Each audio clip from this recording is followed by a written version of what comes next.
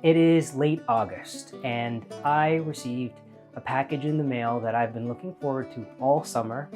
It's this right here, and this is something that I have been getting every single year for the last 6 years. 6 years ago, I decided to redo this kitchen. I'd been living in the apartment at that time for 7 years, and I thought, although I'm just renting, this kitchen is the only room in my apartment that I'm not completely happy with. Just didn't feel like me. It didn't feel like it resonated with the age of the building. This building was built in 1920. So I went to the Tenement Museum and I looked around and I thought I want to make my kitchen feel like a tenement kitchen. And it was the pandemic and I had time. So I did a bunch of things in this kitchen. That took a long, long time because I was doing them myself, just by myself. And then when the kitchen was done, I started to very carefully curate everything. Anything that crossed the threshold of the entrance into the kitchen, I kind of treated it like a spiritual threshold. I was like, I'm not going to bring anything past that threshold that I don't absolutely love. And this is a Marie Kondo thing. It was like anything that I think, oh, I need to have this because it's practical, but I don't really love it. I was like, no, you're not taking it in there. You will find a way to do without. And that's really what I've done in here. So almost every single thing in here is utilitarian. I mean, some things aren't, like Jesus and Saint Teresa, but well, some would say they're useful. But when the plates were in the cupboard, when the cutlery was in the drawer, I started looking around and thinking, okay, now I'm going to start kind of adorning the kitchen with other things that will bring it to life, because the kitchen was completely empty when I redid it, and I kind of gutted it. And then the cupboards were in, the counter, the sink, everything was brand new. And when the plates went in the cupboard and the pots went in the cupboards, I started thinking, now what do I do to kind of bring it to life? And one of the things that I did is I put a plant on the windowsill, and there has always been a plant on the windowsill. And then another thing that I decided to do was look into acquiring a garlic braid. And this is the thing that I have been ordering every year for the last 6 years. So this is what it looks like. I think anybody watching this video will know what a garlic braid is because you've seen them. You've seen them in magazines and books, in the background of cooking shows, even if you haven't even noticed. Maybe you've seen them on your trips, like to Greece or to Italy, hanging in the back of a restaurant. It is a very practical way of storing garlic, but it's also extremely beautiful. And this garlic braid is kind of the perfect example of what I was looking for to bring some life into the kitchen. And when I mean life, I mean something that was actually alive. So I knew I wanted a garlic braid, but I didn't know where to get one. I went to the farmer's market in Union Square. I asked some of the people selling garlic if they had braids. They didn't. And then I went online, and I have been ordering my garlic from one place for the last 6 years, Blue Quail, or they're also called McFadden Family Farms, and they grow garlic every year, and they sell different lengths of garlic braids. So they'll sell like a 1 foot length, a 2 foot length, a 3 foot length, and even a 6 foot length of a garlic braid. And this one is last year's garlic braid. So this is a McFadden Family Farm garlic braid, and this is what happens. So over the years, because I have talked so much about my garlic braid, I've been asked many questions, and some of the questions I didn't really know how to answer. So I've done research over the years. And the thing that I'm asked the most is, how long does this last? Well, generally speaking, a garlic braid will last 6 to 9 months before it starts going off, before the garlic starts to get kind of, starts turning brown, and it starts to smell a little funky, like it's shriveling up and it's unusable. But that really depends on three things: temperature, light, and humidity. So a garlic braid wants to be stored in a cool, dry environment away from light. So not completely dark, like not in a cupboard, but because you need ventilation. But it doesn't want to be in direct sunlight. It doesn't want to be close to the stove, so this is not ideal. And it doesn't want to be in a humid environment because humidity and high temperature, like a warm environment, causes it to grow mold. And I've found that in this particular kitchen, I have been very successful in keeping the garlic braid for a full year. Now, at about the sort of the 10-month mark, I start pulling off heads of garlic, and I'll notice every now and then there's like one clove in the head that is kind of rancid or brown. But then I just pick through and I find the cloves that are good, and there's always, like within a head, there's always some cloves of garlic at the 10-month mark that are still usable. We are now at the 12-month mark. So this is a 3-foot garlic braid, and I cook with a lot of garlic. So I have gone through, it was up to here, and I've gone through all that garlic, and this is what remains. What, like 12 cloves? So at this point, I can smell, like if I put my nose close to this, I can smell it's starting to smell a little funky. But I've been using this up until yesterday, and as I said, like there are still cloves that are usable. So what I do when this is the case where I still have garlic, by the time my next new garlic braid has arrived, is I will take this down and I will open up all these heads of garlic, and I'll just sift through and pick out all the cloves that are good, and then I'll make what's called confit garlic. And maybe many of you have heard of that before, where you take the cloves of garlic and you put them in oil, like olive oil, and you bake them in the oven on a very slow heat for about 3 hours.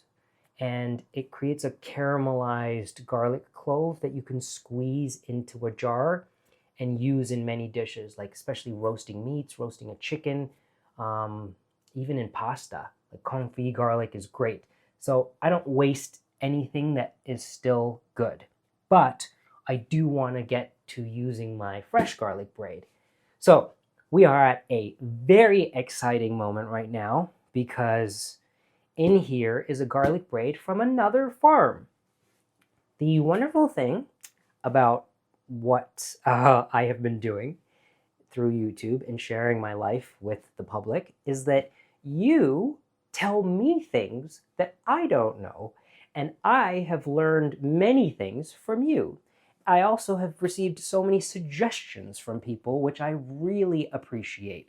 And one of them last year when I shared my garlic braid was someone reached out and said, why don't you try East Coast garlic? You've been buying garlic from across the country, and there are many farms on the East Coast that are growing and selling garlic braids. So why don't you try one of them? And they suggested one, and that's what I did. I took the suggestion and I reached out to this farm. It's called Dancing Veggie Farm in Richfield Springs, New York. So I reached out to Dancing Veggie Farm and I asked them when their garlic braids were available, and when they were available, I purchased a 2-foot garlic braid. It's a very small family-run farm, which I love even more. And I was really excited because they talked about the variety of garlic that they grow and how it's very, it grows really well in this East Coast climate.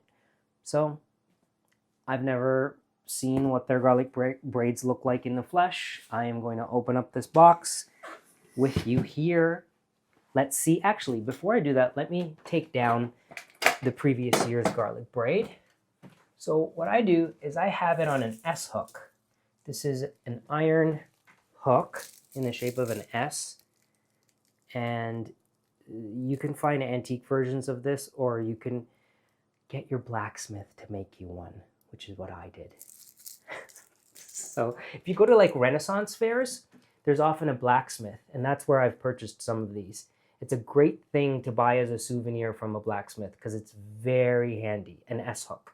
And if you're at a Renaissance fair and they have an actual forge with a blacksmith, ask the blacksmith to make you one if he doesn't have one, because they can make one of these, he or she, they are female blacksmiths, They can make you one of these in 15 minutes. So I'm going to put my essence back up there. I'm going to put the old garlic braid on the counter, and I have some work cut out for me later. I will extract the remaining good cloves. Now the exciting part. Let's see what's in here.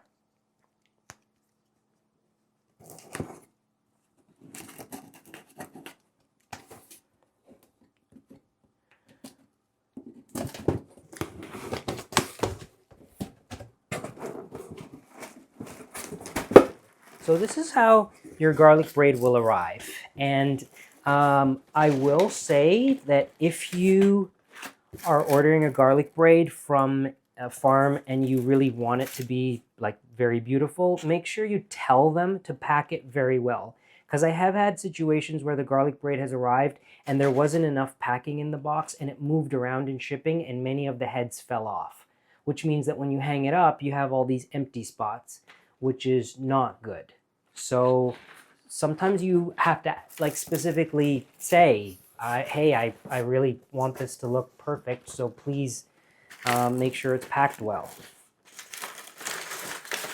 And this looks like it's packed beautifully. Oh, there's a letter. Okay, it's a beautiful letter. Let's see what the letter says. Rajiv, let us know how you like our Elmer's Top Set Garlic. So that's the variety.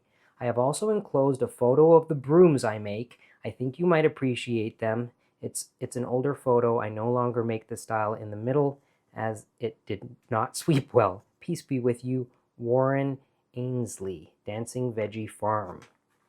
Oh, wow. Okay, I think I might be in the market for a broom. Another broom. I have a couple already, but those are beautiful brooms, Warren.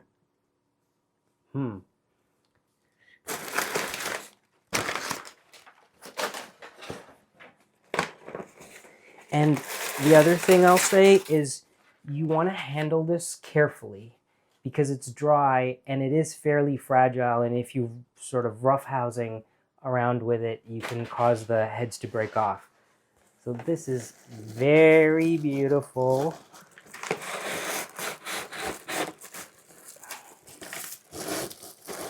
I want to break this.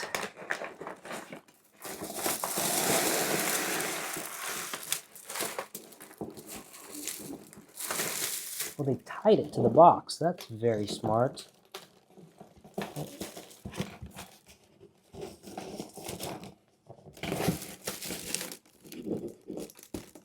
Oh.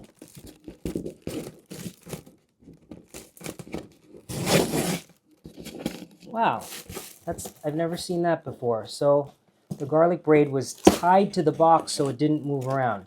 I'm already very impressed. I'm impressed with everything you thought about. Wow. Okay, and no heads of the garlic have fallen off, and they've also included the actual greens, the stalks of the garlic, which I've never seen before, and I think that is stunning. This to me is a work of art. That this farm grew this garlic and then braided it this way. Okay, let's hang it up and see what it looks like. So what I'm going to do is there's actually like a nice piece of twine that's solidly anchored to the garlic braid. I'm going to put my S-hook in here and then hang it up.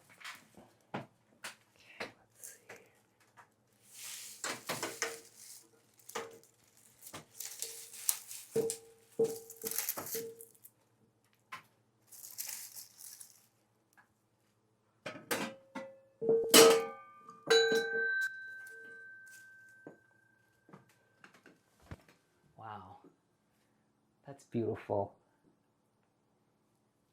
So this is the time of year that garlic braids are braided and shipped, the fall, the end of the summer, because they're harvested late summer and then they're braided and they're dried and then shipped out.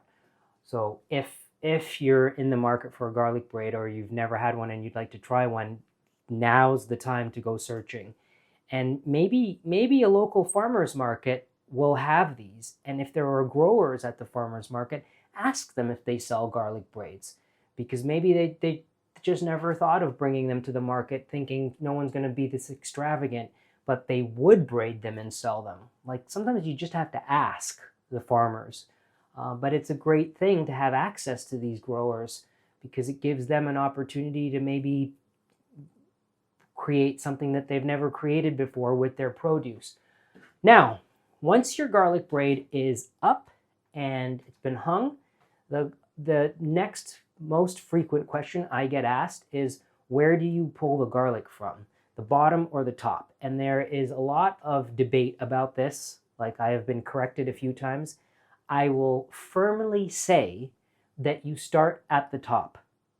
You start at the top because, well, some people say it's because the stalks are the shortest at the top, but I don't believe that. You start at the top because that's the top. So this is what I've always done, and then I was corrected, and I started at the bottom, and I was told, no, you don't start at the bottom, and the garlic braid just looked awful, and it didn't make any difference to how long it lasted. So start at the top. This is the first head of garlic that I will use, and I will make my way down to the bottom. I also have to say that it's extremely subtle, but look at the attention that this person has paid to picking the heads of garlic for this braid. They are small up here, and they gradually get bigger, and it's really subtle, but it's almost like a taper candle, the way it's narrow up here and wider down here, because these heads of garlic are bigger. A garlic braid, try it. It'll completely change your kitchen. There hasn't been a year since I started doing this that I haven't had a garlic braid in my kitchen, and I do believe that it will be something that I will continue for the rest of my life, no matter where I live. A garlic braid. Piece of art.